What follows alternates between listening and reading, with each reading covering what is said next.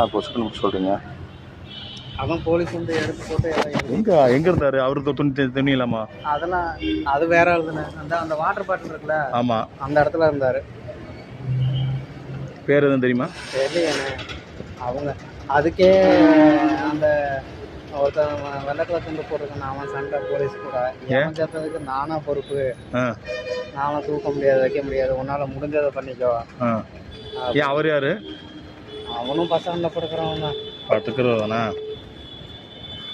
ஏன் அவரை காப்பாற்ற முடியாதா? அந்த அளவுக்கு மோசமாக போயிடுச்சு. செத்துட்டாருண்ணே. காலையில் பார்த்தேன்றீங்க. காலையிலேயே மோசம்ண்ணே அவரு. பாவம்ண்ணா இதெல்லாம். இந்த பாவம்லாம் எங்கே போய் இது பண்ணுறதுனே தெரில. எவ்வளோ நாளாக இருக்காரு? தெரியலைண்ணே. நான் வரும்போதெல்லாம் படுத்து தான் இருப்பார்.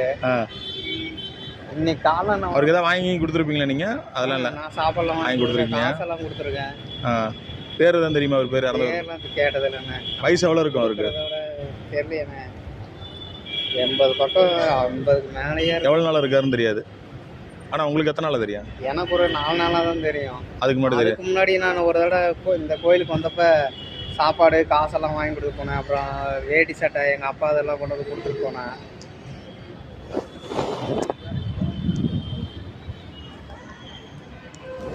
அவர் எதுக்கு சண்டை கத்திட்டு கிடக்கிறாரு? அவன் தான் போலீஸ் திட்டிருப்பாங்கல்ல. நைட்டு வரேன்.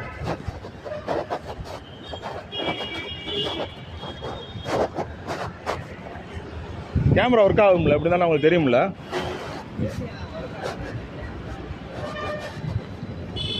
ஸ்மெல் அடிக்குது.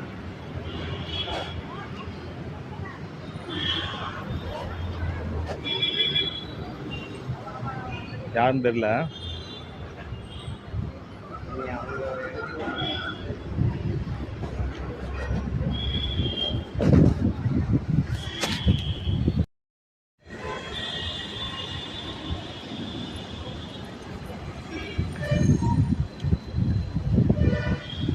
திருப்பூர் பஸ் ஸ்டாண்டில் தற்போது நாம் இதற்கு முன்பே பல குற்றச்சாட்டுகள் வைத்துள்ளோம். இங்கே வந்து பார்த்திங்கன்னா பலர் வந்து வீடு மாதிரி பயன்படுத்துகிறாங்கன்றது. இப்போ பார்த்திங்கன்னா சுற்றி கேமரா இருக்குது, கேமரா எங்கேயுமே இல்லாமல் இல்லை.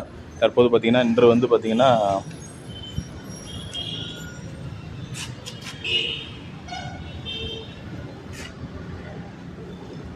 இங்கே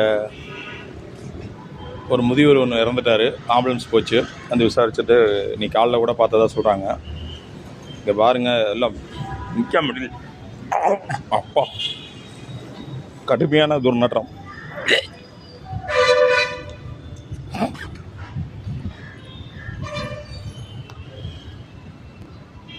முடியல, எனக்கு வாந்தி வர மாதிரி இருக்குங்க. திருப்பூரில் பொதுமக்கள் பயன்படுத்துகிற பஸ் ஸ்டாண்டு இந்தளவுக்கு சுகாதாரமற்ற நிலையில் வச்சுருக்காங்கன்றது. அந்த முதியவர் வந்து இங்கே தான் இருந்திருக்காரு. திருப்பூர் புதிய பேருந்து நிலையம்.